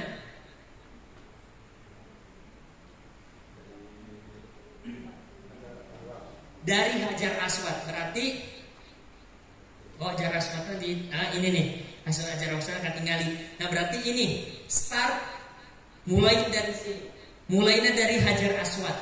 Berarti mulai dari sini ke sini 1, 2, 3, 4 sampai 7. Ini Hajar Aswad. Hajar itu artinya batu, aswad itu artinya hitam. Hajar Aswad batu hitam. Ustaz, gimana sejarahnya bisa jadi batu hitam? Dulu batunya warna putih ibu bapak. Akhirnya gening berubah jadi hitam. Ya, diciuman ku manusia-manusia yang memiliki banyak dosa jantan hideung. Kapungkurna teu hideung. Tapi karena diciuman oleh makhluk-makhluk manusia yang senantiasa melakukan dosa, jadi dia hitam. Ini pintu Ka'bah, ini rukun Iraqi. Ini makom Ibrahim. Nanti setelah ibu bapak 7 kali ngurilingan ini, maka nanti ibu bapak disunahkan untuk melakukan sholat sunnah 2 rakaat di sini. Nanti ada pembahasannya. Ini rukun Iraqi, ini Hijr Ismail. Nah, jantan ibu bapak ketika tawaf tekain ka dieu. Tah. Abi mah bade motong Ustaz, mentas ka dieu teu tiasa.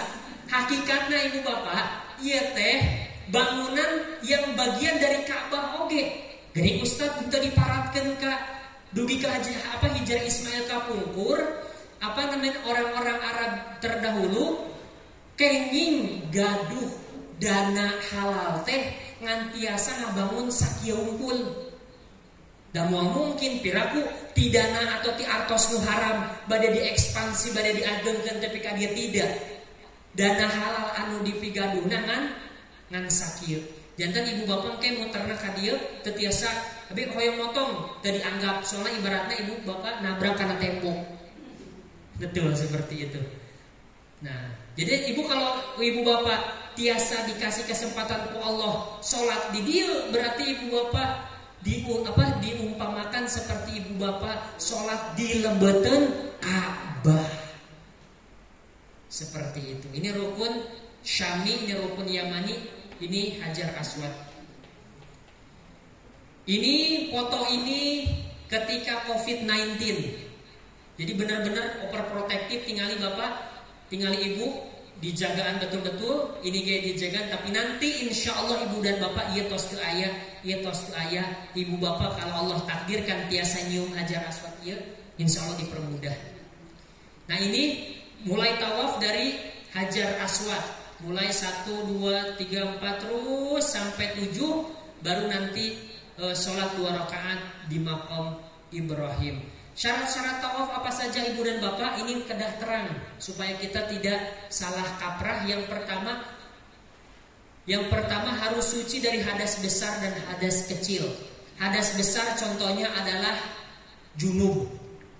Hadas kecil misalkan entos pipis, entos dari kamar mandi, itu hadas kecil.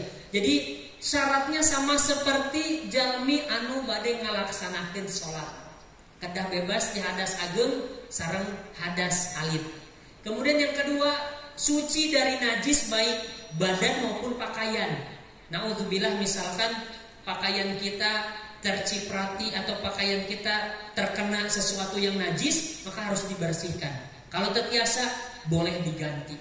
Supaya apa? Supaya tawaf kita ini jadi diterima, atau tawaf kita ini teranggap atau sah, seperti itu. Yang ketiga, harus menutup aurat. Harus menutup aurat. Ibu, bapak harus menutup aurat ketika melaksanakan tawaf ini. Jadi memang tidak beda jauh dengan ibadah yang dilaksanakan, yaitu sholat. Tapi bentena ibu dan bapak, ibadah tawaf itu lebih fleksibel daripada sholat. Karena sholat mah Allahu Akbar, tos tetiasa bicara, tos tetiasa melakukan perbuatan-perbuatan yang lain. Tapi tawaf mah benten, hampir sama sareng sholat, tapi dia lebih fleksibel. Contoh misalkan ibu nembe kenging 5 puteran, kenela Pak Ustad bade istirahat heula tiasa. Ken heula abi hoyong beut jam-jam heula tiasa. Itu ibadah tawaf. Atau misalkan nuju tawaf baca Al-Qur'an tiasa. Nuju tawaf misalkan zikir tiasa. Nuju tawaf ngobrol sareng rencangan juga tiasa. Tapi ya kalau tidak darurat mah enggak usah lah. Itu lebih bebas tawaf. Maka tawaf sebanyak 7 kali putaran. Tawaf sebanyak 7 kali putaran secara sempurna sebagaimana yang dicontohkan oleh Rasulullah Shallallahu Alaihi Wasallam. Kemudian tawaf dilakukan dengan tertib, maksudnya Ka'bah di bagian kiri badan kita.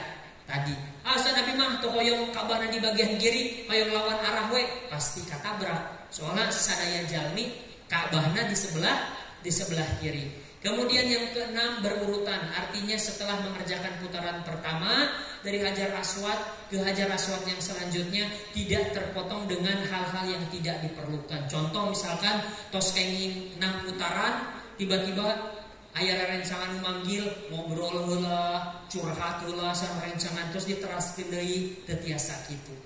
Tapi kalau misalkan penting dan tidak terlalu lama itu diperbolehkan. Ingat, kalau memang penting, urgent, itu diperbolehkan. Kemudian yang ketujuh, niat. Karena Rasul juga nyarios, innamal a'malu binniyat. Bagaimana tata caranya? Yang pertama, memutus talbiyah. Tadi talbiyah yang kita mulai dari Bir Ali, dari mikot, kita labbaik Allahumma labbaik, labbaik la syarika laka labbaik. Selesai, ningali Ka'bah putus, baca Allahumma antas salam wa minkas salam sampai selesai. Itu yang pertama, memutus talbiyah kita. Sanes labbaik Allahumma labbaik deui aya nama bagianna. Kemudian memulai tawaf dari Hajar Aswad ini yang disebut dengan Hajar Aswad, yaitu atau batu hitam. Jadi starna ti dieu. Nah, itu kan ya Hajar Aswad ti dieu berarti ibu ti dieu mulainya, bapak ti dieu. Ningali Hajar Aswad muter kadieu sambil kita zikir, sambil kita baca Quran, dia tang hiji muter deui 2 3 sampai ke 7. Tata cara tawaf yang pertama, sunnah pertama yaitu mengusap dengan tangan. Tata cara atau proses ketika kita berhadapan dengan Hajar Aswad. Ibu bapak, ada sunnah yang dilakukan oleh Rasulullah Shallallahu Alaihi Wasallam, nyaeta nyium Hajar Aswad. Umar bin Khattab pernah nyarios ibu bapak. Saud Umar bin Khattab kieu, hei batu hitam, hei Hajar Aswad, lamun Rasulullah Shallallahu Alaihi Wasallam keur kapungkur henteu nyium didinya, tidak mencium engkau, demi Allah kita nggak akan rela mencium engkau. Artinya Hajar Aswad mah batu sanes batu keramat, sanes batu naon, batu nu biasa. Cuman kenapa kita disunahkan untuk mencium? Karena Rasul dia mencium seperti itu. Kemudian Sunnah yang pertama yaitu mengusap dengan tangan dan menciumnya kemudian mengucapkan Allahu Akbar. Jadi sunnah yang pertama kalau ibu dan bapak ditakdirkan ke Allah Subhanahu wa taala tiasa nyium Hajar Aswad, yang pertama yaitu mengusap dengan tangan kemudian mencium. Misalnya Hajar Aswadnya kita pegang kemudian dicium, ini yang pertama. Kemudian yang kedua, Ustaz, sesah pisan, rame pisan, desek-desekan kadorong-dorong terus, kekenging kesempatan. Maka yang kedua, kalau tidak mampu seperti itu, maka kita usap dengan tangan kita dan kita cium tangan kita. Ya Hajar Aswadnya pertama kita usap, yang paling ideal diusap, dicium. Tapi terbiasa diusap terus kurang kadorong dan seueur jami, maka cukup cium tangan kita. Bekas pegang Hajar Aswadna. Opsi kedua, Ustaz sesah oge Pak Ustaz seueur jami. Opsi ketiga, kalau tidak bisa maka dengan sesuatu yang kita kenakan ke Hajar Aswad, lalu sesuatu tersebut kita cium. Dulu Rasulullah SAW pernah ngangge tongkat. Tongkatnya diakalkan ke Hajar Aswad, tongkatnya dicium. Tapi dari sekarang mah bakal dimarahin oleh askar nyandak tongkat kang ginawan. Tetiasa oge Pak Ustaz. Lamun tetiasa, kalau tidak mampu maka hanya boleh kau memberikan isyarat saja. Yaitu dikatakan setiap salah satu dari 4 yang kita lakukan tadi dianjurkan mengucapkan Allahu Akbar. Ya sudah, kalau misalkan dipegang susah, dicium susah, maka cukup memberikan isyarat Allahu Akbar. Tapi enggak gini, Allahu Akbar. Enggak ada itu sunnahnya, Allahu alam dari mana. Yang kami ketahui riwayatnya cukup kita Hajar Aswad jadinya kurang tebih, misalkan udah karena dorong-dorong terus Allahu Akbar muter. Seperti jadi 4 opsi. Yang paling idealnya yang mana? Dipegang Hajar Aswadnya, dicium. Ini yang Masya Allah mungkin orang-orang spesial yang Allah kasih kesempatan tersebut. Semoga ibu, bapak menjadi orang spesial tersebut. Kemudian mengelilingi Ka'bah dari Hajar Aswad ke Rukun Yamani, yaitu sebanyak 7 kali sebagaimana tadi kita katakan. Dan ada sunnah yang harus kita perhatikan. Antara Hajar Aswad dan Rukun Yamani itu ada doa yang sering kita baca, yaitu doa sapu jagat. Rabbana atina fid dunya hasanah wa fil akhirati hasanah wa qina azabannar. Kemudian disunahkan untuk laki-laki berjalan cepat dengan memperpendek langkah sehingga pundak dalam keadaan bergetar dan tidak sampai melompat. Ini dilakukan oleh laki-laki, yaitu apa? Romal. Dilakukan ketika tawaf pada 3 putaran pertama. Jadi 3 putaran pertama itu cepat, tapi untuk laki-laki. Ini untuk laki-laki. 3 putaran pertama untuk laki-laki cepat. 1, 2, 3, yang 4 biasa lagi, nggak cepat. Itu disunahkan. Tapi Ustaz misalkan abi tawafnya sareng istri Pak Ustaz, namun misalkan suami istrina diajak mabut tetiasaeun, ya sudah, itu hanya sunnah. Artinya kalau kita ngalakukan kenging keutamaan, kalau tidak dilakukan kita tidak berdosa. Jadi romo 3 putaran pertama kita agak kencang sampai ini bergetar. Kemudian yang 4 terakhir itu kita biasa lagi. Itu masih tata cara. Nah, saentos selesai 1, 2, 3, 4, 5 sampai 7. Setelah tawaf menutup kedua pundaknya tadi yang terbuka untuk laki-laki ditutup kendari, maka siap untuk menuju makam Ibrahim sambil membaca wattakhidhu mim maqami Ibrahim musalla, yaitu apa? Dan jadikanlah sebagian makam Ibrahim tempat sholat ini. Jadi setelah kita melakukan 7 kali kita sholat di pengkeren makam Ibrahim ieu. Sholat sunat tawaf berapa rakaat Pak? 2 rakaat. Disunahkan membaca apa Pak? Al-Kafirun sareng Al-Ikhlas itu. Pak Ustaz, ieu di pangkeureun makam Ibrahim pinuh pisan kumaha Pak Ustaz? Ya enggak apa-apa. Mau di sebelah sini, di sebelah sini, sebelah situ enggak apa-apa. tadi, tapi benten orang yang dapat kesempatan di belakang ini dengan orang yang tidak. Tapi bukan berarti kalau nggak di belakang ini tidak sah, tetap sah, cuma tidak mendapatkan keutamaannya. Nah ini surat yang dibaca Qul ya ayyuhal kafirun sareng Qul huwallahu ahad. Santos tadi, sekarang kita masuk rukun yang ketiga ibu bapak. Yang tadi ihramna entos, tawafna entos, aina pindah sa'i. Tapi ada sunnah yang jangan sampai kita lupakan. Ambil segelas air, kemudian berniatlah ketika minum zam-zam, kemudian gunakan sedikit air itu untuk diusapkan ke kepala. Ini dilakukan ketika kita mau pindah ke tempat sa'i.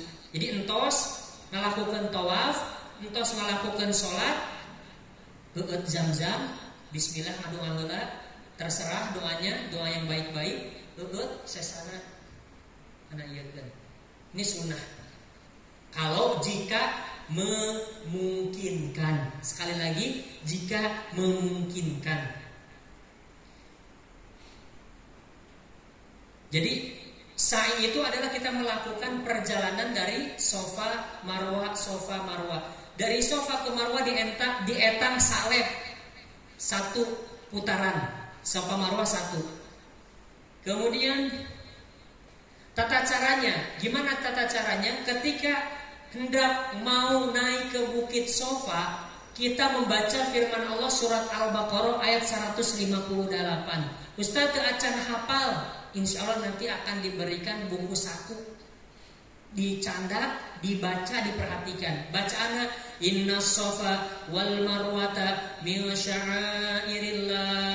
Sesungguhnya dan Safa dan Marwah adalah bagian dari syiar Allah. Kemudian kita mengucapkan nabda'u bima bada Allah. Kita memulai sebagaimana Allah memulai.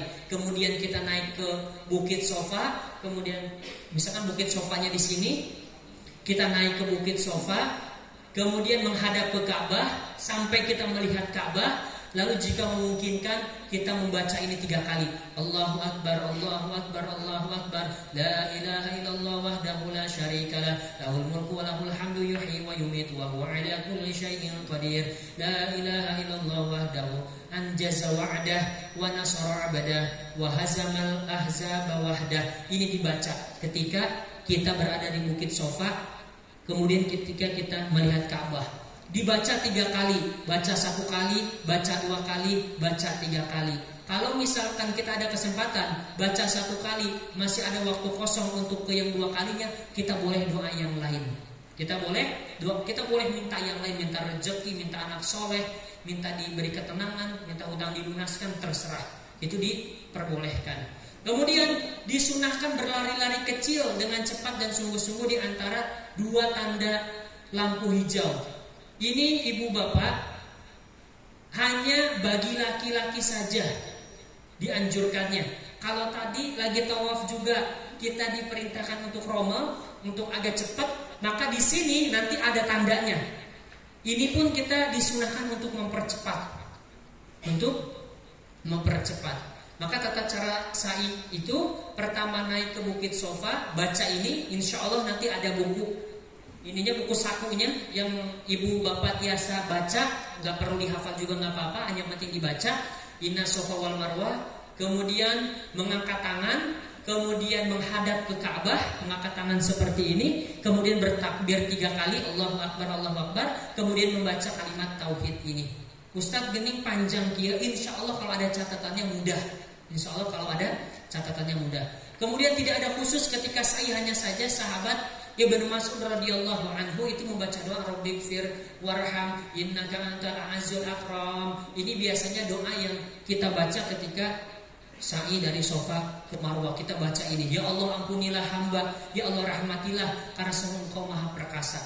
Ingat, bagi laki-laki yang tidak membawa keluarga, anak kecil atau orang tua, maka disunahkan berlari sampai lampu hijau kedua setelah berjalan seperti biasa. Terus ketinggalan misalkan ia lampu hijau yang pertama, ini lampu hijau yang kedua, maka ketika terus ningali mulai disunahkan lari sampai ke lampu hijau yang kedua. Tapi tadi misalkan Ustaz Abi nyandak iya, nyandak keluarga, nyandak anak, nyandak incu misalkan, ya sudah, tidak tidak perlu.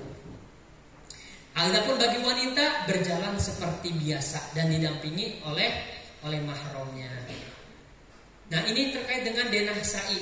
Nah, ini lampu ini nih, Bapak insya Allah nanti akan melihat tanda bahwa Bapak harus lari kecil. Ini dari sini sampai sini, dari sofa ke marwah. Kalau kita lihat total semuanya selama putaran 7 kali itu kurang lebih ibu bapak telah berjalan 3,5 kilometer. 7 sofa marwah itu kurang lebih sekitar 3,5 kilometer. Ustaz, jauh pisan. Insya Allah kalau kita rame-rame, kalau kita bersama-sama tekaraos. Bener, aina wungkul katingali. Ustaz asa jauh pisan. Insya Allah rame-rame sama-sama dikerjain berjamaah tekaraos. Tos 7 deunya. Coba nanti rasakan saja bagaimana keberkahan di sana.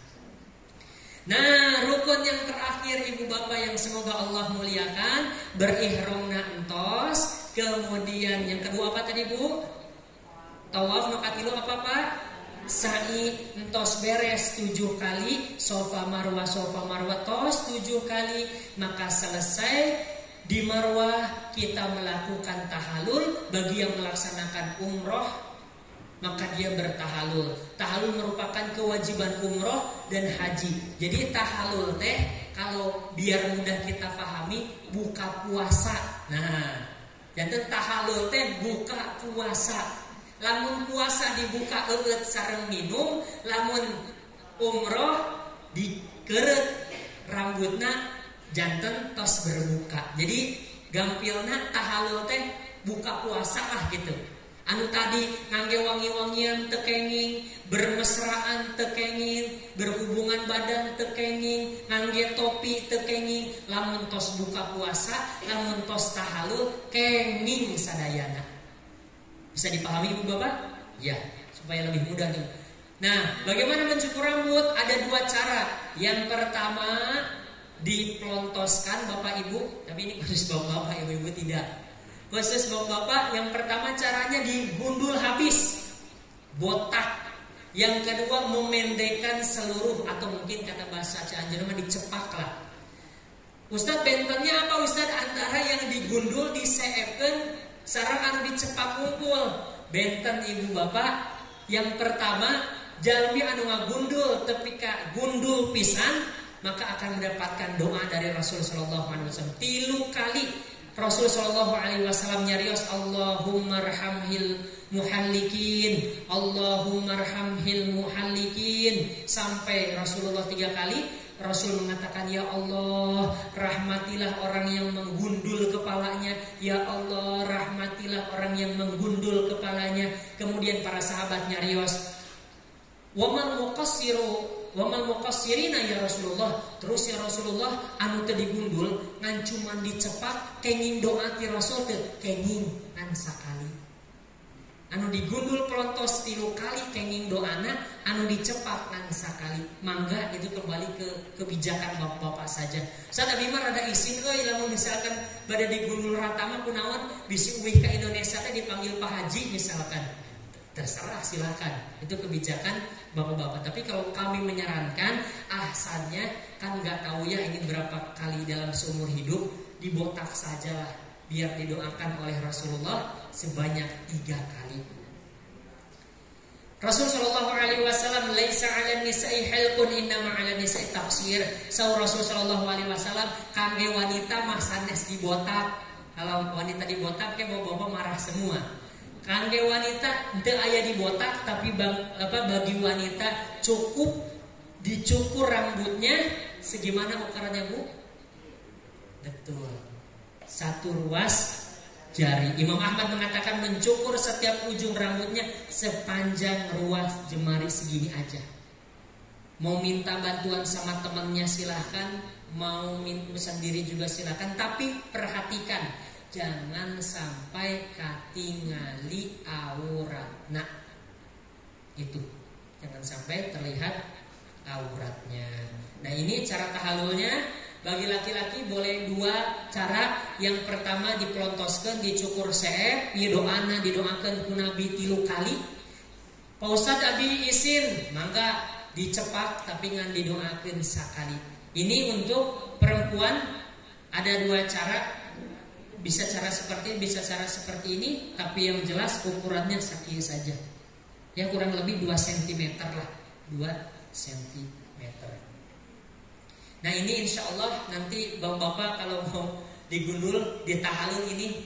Nah kalau ibarat kita tadi umpamakan ini teh sedang berbuka puasa, bertahalul teh sedang berbuka puasa. Jadi setelah seep rambutna, setelah dicukur tos halal sadayana, tos tiasa dilakukan anu tadi dilarang. Maka selesailah ibu bapak ibadah umroh kita sadayana. Jadi kita itu umroh memenuhi 4 rukun tadi. Bagaimana kita ihramna kedah leres, kemudian tawafna kedah leres, kemudian sa'ina kedah leres, anu terakhir ditutup ku tahalul, yaitu mencukur rambut kita. Nasihat kangge abi pribadi, kangge ibu, kangge bapak sadayana, disunahkan membaca doa ieu ibu bapak. Apa itu? Rabbana taqabbal minna innaka antas samiul alim. Ini adalah doa bagaimana supaya amal ibadah kita, baik ihram kita, baik tawaf kita, baik sa'i kita, baik tahalul kita, baik sholat kita, sadayana ku Allah Subhanahu wa taala ditarima. Ustaz, gimana doa ieu tiasa ditingali? Di mbah Google ge seueur, tulis we doa agar amal ditarima, di screenshot, disimpan, dibaca. Rabbana taqabbal minna innaka antas samiul alim. Ya Allah, terima ya Allah. Hamba tos capek-capek datang di Cianjur, hamba tos capek-capek datang di Indonesia ya Allah. Terima setiap amal ibadah kita. Terus bertanya, Ustaz gimana ciri-ciri umroh anu mabrur anu diterima? Pertama tadi umrohnya dari dana yang halal. Kalau sudah diawali dengan yang tidak baik maka akan tidak baik juga. Yang kedua sesuai dengan tuntunan Rasulullah, nukatilu umroh dipenuhi dengan amal ibadah dan kebaikan, diisi dengan zikir, dengan baca Al-Quran, dengan istighfar, dengan sholat dan lain sebagainya.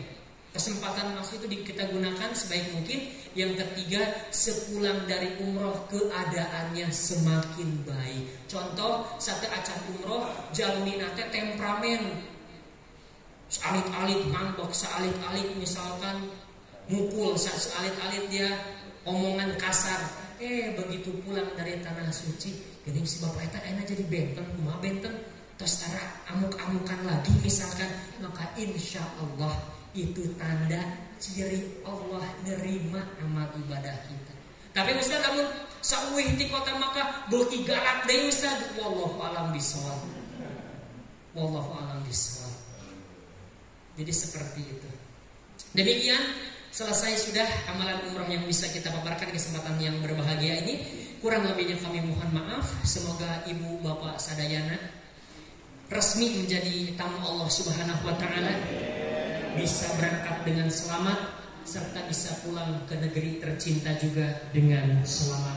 Mungkin kita punya beberapa waktu 5-10 menit, mangga anu hoyong dipitaroskeun dari Bapak atau Ibu sadayana. Silakan Bapak. Ada 2 pertanyaan. Yang pertama terkait yang perempuan ya, yang tadi menutup tangan. Mangga. Katanya ada yang berpendapat tutup pergelangan tangan aja, cuma punggungnya masih kelihatan di punggungnya ya. Ya, barakallahu fikum. Yang kedua, ya maka silakan. Terkait tahalul. Nah, untuk menyatakan umrohnya selesai, biasa pakai di bukit apa ya? Safa apa Marwah ya? Apa dipotong tahalul. Iya, kenapa? Untuk sebelum disyukur gundul, di pelontos atau di pendek tadi ya. Iya. Tadi cuma di apa ya, sebagai penutup selesai umroh, di bukit itu dicukur berapa titik itu, 3 atau berapa gitu. Kita jawab dulu pertanyaan yang pertama. Terkait dengan masalah wanita yang tertutup apa ini kan telapak tangan ya, ini berarti punggung ya. Memang para ulama berbeda pendapat terkait masalah ini. Ada yang mengatakan bahwa tidak mengapa, ada yang mengatakan ya jadi persoalan. Tapi sejauh yang kami baca dari beberapa referensi dan insya Allah menurut jumhur ulama dan menurut mayoritas para ulama juga, bahwa yang jadi persoalan adalah hanya bagian depannya saja. Jadi kalau misalkan bagian depannya tertutup, maka itu termasuk kepada yang dilarang. Seperti itu. Nah, yang kedua, tadi yang kedua gimana Pak pertanyaannya? Tahallul. Tahallul. Nanti begitu selesai sa'i, Oke. itu langsung di bukit, dipotong kalau yang laki-laki berapa titik gitu ya. Nah nanti waktu mau diunduh atau mau dipotong pendek nanti tukang cukur, tapi nggak tahu kapan misalnya. Nah itu udah termasuk finish belum ya? Takutnya nanti masih kena perkara dam gitu. Ya, barakallahu fikum. Wallahu a'lam bishawab. Yang anak pahami dari pertanyaannya itu memang ada yang dulu kami lakukan juga, orang yang mencukur langsung di tempat sa'inya, di beberapa titik di pinggir-pinggir tempat sa'i itu memang ada mereka yang langsung memotong rambutnya.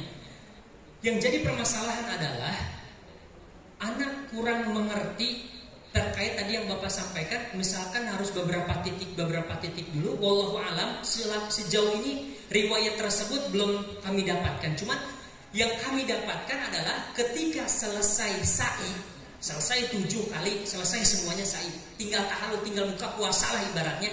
Itu yang dilakukan memang hanya langsung saja. Jadi tadi imma taksir, dicepak saja, atau tadi digundul rata. Maka ketika dicepak atau digundul rata, entos halal dan sudah terhitung sebagai berbuka puasa. Jadi startnya sudah di situ. Berarti kalau misalkan sudah dipotong rambutnya sudah dihitung berbuka puasa, dan insya Allah entos tidak terkena dam lagi. Hada wallahu a'lam bishawab. Seperti itu. Mangga Ibu. Ya, barakallahu fikum. Terkait dengan niat sholat di Maqam Ibrahim, yang sejauh ini kami belum menemukan riwayat bagaimana harus meniatkan seperti apa. Cuman yang kami ketahui dari beberapa hadis yang disampaikan oleh Rasul, dan ulama juga mengatakan bahwa niat itu al-niyatu mahallul fil qalb, bahwa niat itu memang tempatnya di hati. Jadi tidak ada istilahnya niat yang dilafadzkan seperti ketika kita ada di Bir Ali atau di Zulhulaifah. Itu kan jelas tuh ada konteksnya. Rasul mengucapkan ketika kita hendak berihram, diucapkan labbaik Allahumma umratan. Itu jelas kita ucapkan. Tapi wallahu alam tidak ada nas atau referensi yang kuat terkait harus melafadzkan niat ketika sholat di Maqam Ibrahim. Terus gimana Pak Ustadz niatnya? Ketika kita mau sholat di Maqam Ibrahim, eta tos teretang niat.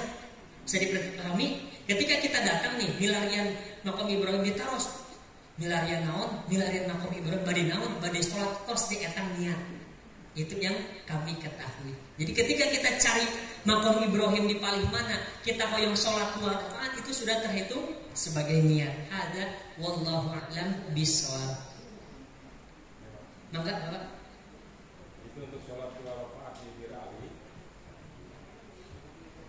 Kan dulunya saya baca di buku, itu sholatnya sholat duhur 2 rakaat cuma dikosor menjadi 2 rakaat. Nah, itu sekarang untuk niatnya, niat sholat apa? Ya, barakallahu fikum. Memang ada istilahnya tansih. Tansih itu adalah penghapusan terkait dengan syariat. Kalau dulu memang itu seperti yang tadi Bapak katakan, sholat wajib. Tapi hari ini itu dikatakan sebagai sholat sunnah 2 rakaat ketika kita hendak mau melaksanakan ihram. Jadi sekarang dihitungnya sebagai bukan yang wajib lagi, tapi terhitung sebagai sholat sunnah. Layaknya seperti kita mau sholat duha, layaknya seperti kita mau sholat syuruk, layaknya kita mau sholat misalkan sunnah sebelum subuh dan lain sebagainya. Niatnya seperti apa? Ya sudah. Sekali lagi terkait dengan niat, sebagaimana disampaikan oleh para ulama, an-niyatu mahalul fil qalb. Niat itu letaknya di dalam hati. Benteng cerita ketika tadi ada niat yang dilafalkan ketika nanti kita mau berumrah, karena memang ada hadis yang jelas. Tapi ketika kita datang masuk ke masjid, Bapak badai naon, abi hoyong ngalaksanakeun salat sunnah 2 rakaat, itu sudah terhitung niat seperti itu. Hada wallahu a'lam bissawab. Ada lagi Ibu? Cekap? Bapak cekap? Baik, sekali lagi Ibu Bapak yang semoga Allah muliakan, kami mengucapkan terima kasih atas segala perhatiannya. Semoga umrah yang akan kita laksanakan menjadi umrah yang mabrur, umrah yang diterima, umrah yang membawa keberkahan, yang harapannya ketika kita pergi dalam keadaan selamat, kita pun bisa kembali ke negara Republik Indonesia dengan keadaan selamat. Kita tutup perjumpaan kita dengan doa kifaratul majlis. Subhanakallahumma wa bihamdika asyhadu an la ilaha illa anta astaghfiruka wa atubu ilaih. Rabbana atina fid dunya hasanah wa fil akhirati hasanah wa qina adzabannar. Subhana rabbika rabbil izzati amma yasifun wassalamun alal mursalin walhamdulillahi rabbil alamin. Billahi taufiq wal hidayah. Wassalamualaikum warahmatullahi wabarakatuh.